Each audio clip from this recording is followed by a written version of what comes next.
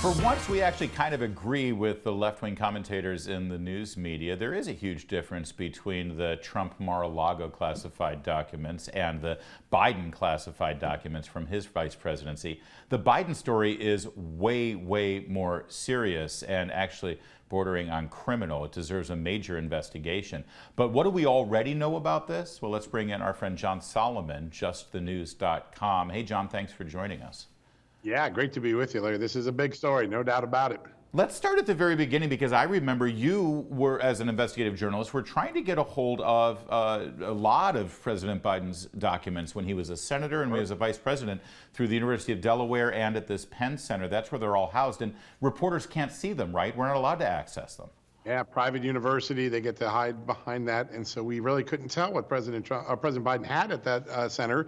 We knew there was a lot of Chinese money that came into the University of Pennsylvania around the time that Joe Biden announced this. I think 54 million is what we tracked at the time. And so that is a red flag in and of itself. But then when you think about what we know from the FBI, what the testimony has shown, that China has spent a lot of time in the last 2 decades targeting American universities to do espionage, to find classified information, to find sensitive information, to find economic espionage information that they can use to their advantage in the battle for supremacy in the world. This becomes all the more concerning because Joe Biden's centers in the middle of an academic institution, the very place that China's spies often focus on. Yeah, so I mean, last I checked, Mar-a-Lago is a private building with its own security, and then that extra layer of Secret Service security when the president and first lady are there. And as we already know through conversations that the Trump lawyers had with the archives and the FBI, there were additional locks put on the room where the presidential documents were stored.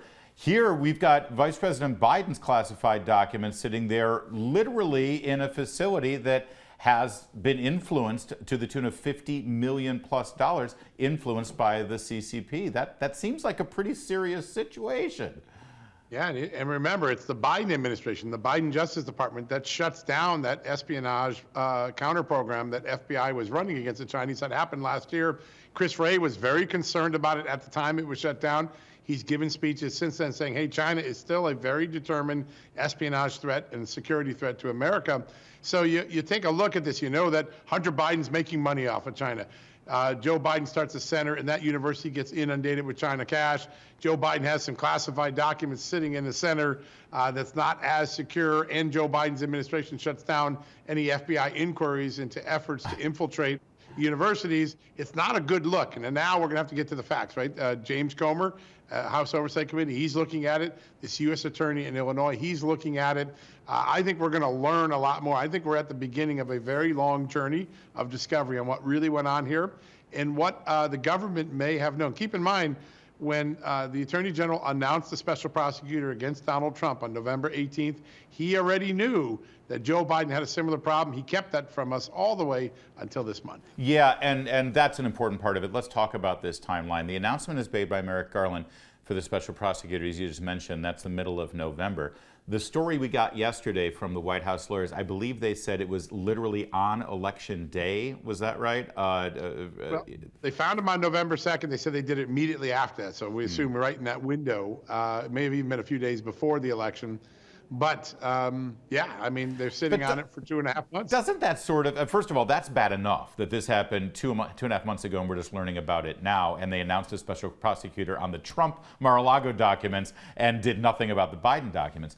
But doesn't it defy credulity? I mean, as soon as the Mar-a-Lago raid happened and the conversation about presidential documents was in the news, you would think the Biden people would say, hey, we better make sure we don't have any of those. And that was in August. That's right. Well, listen, we don't really know. Right now, the story is they were cleaning out a closet. They found them. Were there other triggers? And here's another question. Did the National Archives know these documents were checked out? They allegedly know every document that's checked out from a collection. Right. So did they know? Did they allow this to go until the election was approaching and it was obvious House Republicans were going to take over? Those are questions that need to be resolved. There's a much broader question, which is, remember how the media portrayed Donald Trump. This is an incredible aberration, a national security threat. Now, a lot of that has been dialed back in the last few months. But the truth of the matter is every president has had these sort of issues, and vice presidents have had these issues. And the system for keeping track of classified documents, our U.S. intelligence community is not that strong. If they could be in a closet classified documents, and the CIA, the NSA, whoever's documents these were, don't know, that means our government's not doing a really good job. And I suspect every president has some version of this story to tell. Yeah. Only Donald Trump got turned into a criminal investigation. That's a fair point, too. But you actually sort of delve us into one more distinction between what happened in Mar-a-Lago and what we just learned about yesterday with Vice President Biden's documents. And that is, Joe Biden wasn't president. He was vice president. Donald Trump, at any given time, as we've discussed often, we've had Kash Patel on the program, he continues to reiterate that as president, you can declassify anything. He could have declassified everything he took with him. Joe Biden never had that power when he was vice president. So that also makes this more important, doesn't it? Yeah, that's actually not true. So actually in 2003, let me tell you what I learned on this. I did a lot of research on this. Oh, that's right, because John, you were actually, former President Trump actually put you sort of in the document or the paper trail for his documents, right? Yeah, I asked for that permission. I wanted to go see if I could get the FBI declassified documents from Russia collusion. So as a reporter, I approached the president and said, I'd like to have permission to go get these, report them. We went to the archives. We discovered that they had been hidden away. The Justice Department has them. They're not in the collection. So we broke that story in the summer. But as part of the process after Mar-a-Lago was raided, I went back and got all the executive orders that cover who can declassify and what. And the president's authority is absolute. With the wave of a finger, the wink of an eye, if he decides he wants to declassify something, his power is absolute. In 2003, Vice President Dick Cheney, working with President George W. Bush, extended that power to the vice president. So since 2003, on executive orders that both the Bush administration and the Obama administration issued that are in effect today, they're still the operating ones, a president or a vice president has unilateral authority to declassify. Everybody else has to go through a different process. Now, Joe Biden's making no claims that these are declassified, right? He's not even trying to claim that. He's just saying, hey, we found them, we gave them back. We're going to learn so much more about this. And what topics were they on? Were they on topics that benefited his son Hunter? Why is that important? We know in the summer of 17, as the Penn Center is getting set up, the Penn Biden Center is getting set up, Hunter Biden is giving keys to his father and his mother for a new business venture with, you ready for this? China, of course. And so those emails have come out on the laptop. You see Hunter Biden saying, I got the keys from my dad and my mom, and this is going to be their new workspace. So Hunter Biden, Joe Biden is in those conversations. That's around the time that Tony Bobolinsky says, hey, we're reserving 10% for the big guy from money from China.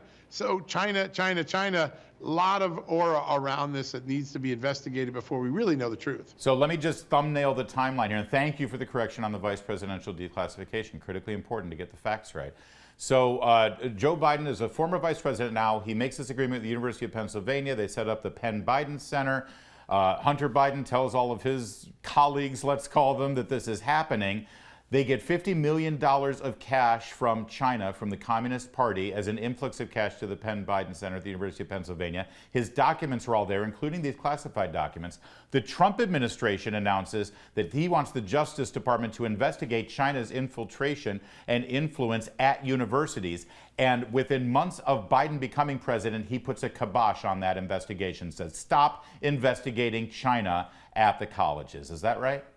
You got it exactly right. That is the timeline. And that's why so many people like James Comer, chairman of the House Oversight Committee, are concerned. A lot of people in the intelligence community say, hey, this is a very concerning revelation. Hey, Joe Biden handled it right. He alerted people once he found them. But the timeline in which all this is occurring is a very critical timeline in the Hunter Biden story, in the evolution of China's influence operations in the United States. So a lot of questions are unanswered. Only good investigations by Congress, hopefully by this U.S. Attorney in Illinois, will get us the answers. Yeah. One other aspect of that timeline, in case anyone's missing it, is yes, they want credit for revealing this the second they found out. Isn't it uncanny? They found out and revealed it the second they found out the Republicans were going to be running the House and they were going to be subject to investigations. Yeah. Better they reveal it than have it come out during one of these committee hearings, John Solomon.